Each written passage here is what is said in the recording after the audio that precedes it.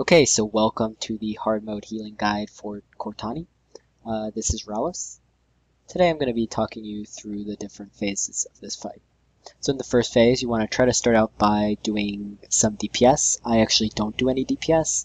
Instead, I leave this to the other healer so that I can start healing and I don't fall behind on healing. The most important mechanic in the first phase is Ricochet Shot. So you see Dark Claw gets Ricochet Shot here and passes it on to me, and then passes it on to hashtag.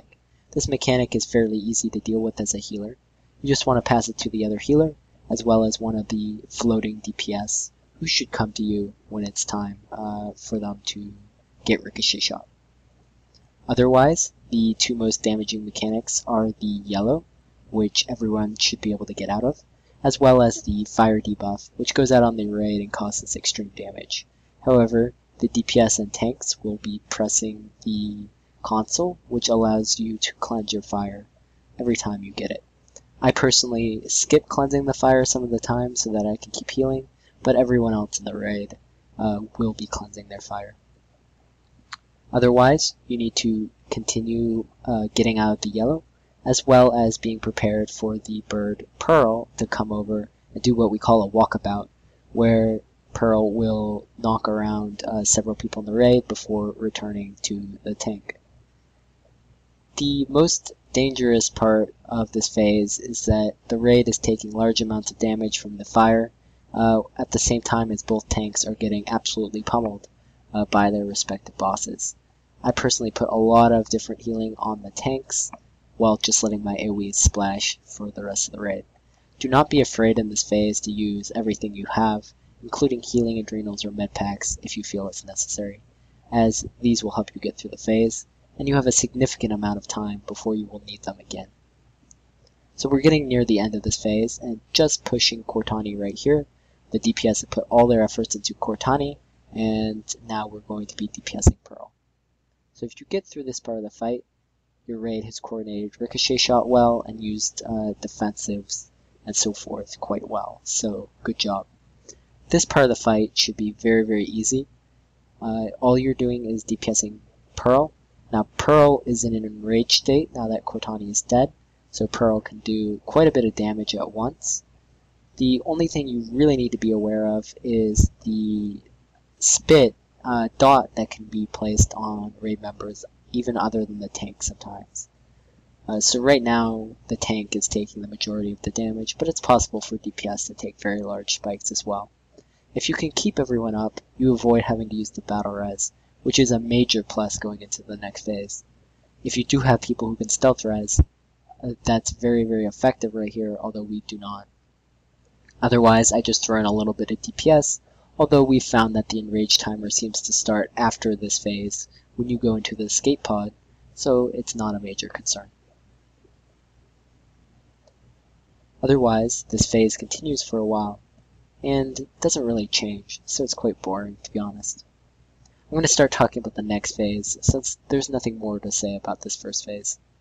In the next phase, you're going to fight the pirate captain Rugar, who has a variety of attacks and focuses on spike damage. So whereas in the first phase, you had a great deal of sustained raid damage across the tanks, as well as all the DPS and heals, while trying to deal with the Ricochet Shot, in the second phase, you don't have nearly the same amount of healing. You just have to be able to top people off before taking large amounts of damage. So the tanks will receive stacks of a corrosive dart debuff, which will cause them to take increased damage from Rugar's coal attack. And you have to pay attention to any time that the tanks have these two stacks of corrosive dart, so that you know that they may need increased healing.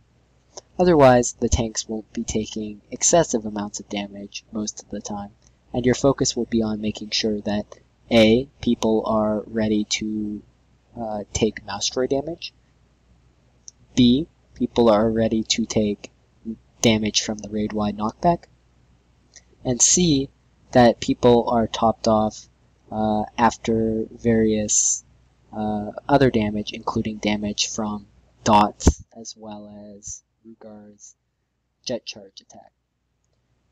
That also means that you should be actively cleansing dots throughout the phase to prevent damage of this kind. So as we transition here to the next phase, finally, we wipe out the ads and then begin attacking Rugar. We pop the Merc raid-wide debuff, and then I always make sure here to put in a little bit of DPS on Rugar. And since the enrage in this phase is quite tight, since Rugar has a large amount of health, you need to make sure that you put in some DPS on the boss until your DPS are at least very geared.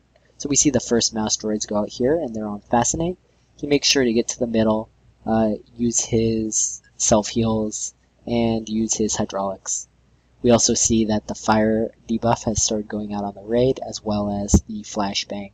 So if you get flashbanged, it's very easy to deal with. You can just pop your CC break, although I tend to save my CC break for critical moments and eat the flashbang otherwise.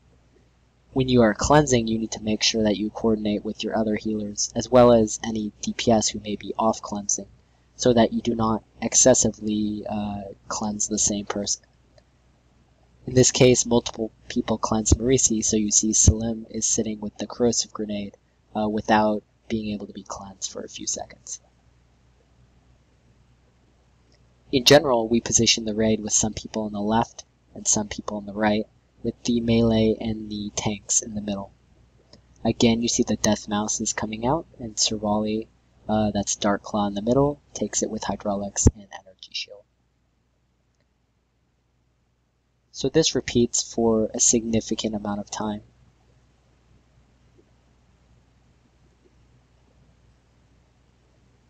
One thing that's quite useful is that the damage comes in very concentrated spikes. So you're able to use pretty much everything you have whenever it's needed. So don't be afraid to use up your heat. Don't be afraid, if you're playing a Sork heal, for example, to bubble the entire raid just before Mass Droid or Knockback, because by the time you'll need, say, bubble again, the debuff will have worn off the raid. We also try to position ourselves by the sides so that we get knocked back into the sides by either the Death Mouses or by the raid-wide knockback, so that we don't lose as much uptime. This is particularly critical for the DPS, so even though healing can be spiky at some points, I tend to let the DPS on my side, Marisi, have the majority of the wall space, and sometimes I get knocked back and away from the boss. I generally find that's okay. It's much more important that the DPS get maximum uptime, since the enrage is difficult. You see that Rugar, like he did a few seconds ago, can jump to different raid members, and if this happens, the tank should be taunting back, so don't panic, just step out of the mine if he drops a mine, and continue with the fight. Even now, we're only at 30 or 40% on Rugar, so it gives you a sense for how much HP he has. Now, I get the mouse droids, and I managed to get my reactive shield off just as they knocked me back, although I didn't have hydraulics up at that time. Now, you notice here that we have some of our members group up in the middle.